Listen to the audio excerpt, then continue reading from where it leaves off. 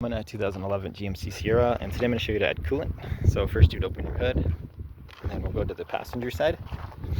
You should see this reservoir here. This will be for your coolant. And make sure your vehicle is cool and it's shut off, because this system works under pressure and this liquid gets to a boil. You don't want to open this up and have poisonous liquid shoot out on you. Make for a bad day. But check the sides here. There's a minimum and maximum line.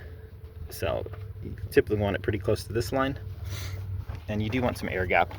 That's part of how the system works. You don't want to fill it all the way up. But that said, you push down slightly and twist to open this, and then once you have it open with your fluid, your coolant fluid, make sure the colors match, and ideally, if you can, match the same brand that you've been using as well. Better not to mix and match coolant if you can help it. But you just pour directly in here from your jug or with a funnel until you get to that full line. And when you're done, screw this back on.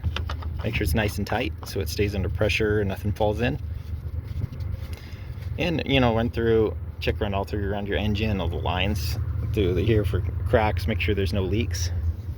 Same with the radiator. Sometimes those can crack if the system gets too hot.